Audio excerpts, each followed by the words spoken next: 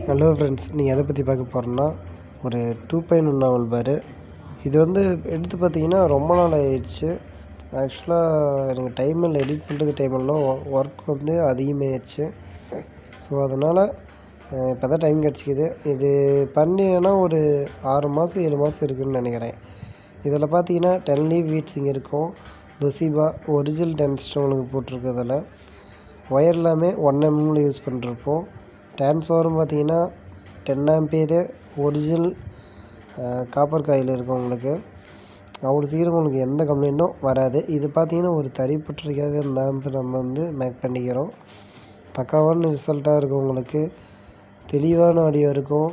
நல்லா பஞ்சுக்கும் இந்த பேஸ் பஞ்சுக்கும் சூப்பராக இருக்கும். உங்களுக்கு ஃப்ரண்ட் லுக்குன்னு எடுத்துக்கிட்டிங்கன்னா நார்மலாக ஸ்டீல் பேனல் தான். கஸ்டமர் அதே போதுன்னு சொல்லிட்டாங்க. முடிஞ்ச அளவுக்கு ஒயரிங்கு லைட்டாக நீட்டாக பண்ணிருக்கிறேன். ஏன்னா இது கொஞ்சம் அர்ஜென்ட் ஆம்பு, கொஞ்சம் முன்னப்பந்து அட்ஜஸ்ட் பண்ணிக்காங்க.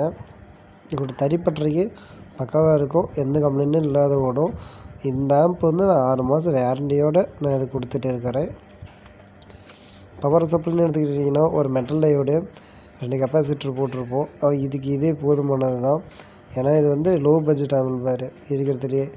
ஸோ எந்த அளவுக்கு ரேட் கம்மியாக நம்ம குவாலிட்டியாக பண்ணி தர முடியுமோ அந்த அளவுக்கு நம்ம பண்ணிருக்கிறோம். கூலிங் ஃபேன் பார்த்திங்கன்னா 2 ஃபேன் நம்ம வச்சுருப்போம். 2 ஃபேனுமே ஏர் உள்ளார மாரி வச்சுருப்போம்.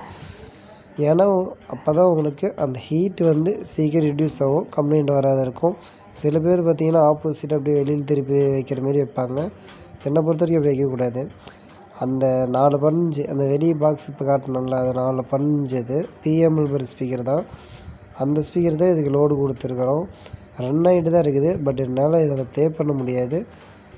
வேணுங்கிறீங்க எனக்கு வாட்ஸ்அப் பண்ணுங்கள், அந்த வீடியோ நான் அனுப்பிச்சி விட்றேன். இதோட சாங்கோட வீடியோ எனக்கு. அதுக்கப்புறம் அந்த பவர் சப்ளை போர்ட்லேயே பார்த்தீங்கன்னா ஒரு ரெகுலேட்டர் ஒன்று வச்சுருப்பேன். அது எதுக்குன்னா யூஎஸ்பி போர்டுக்கு.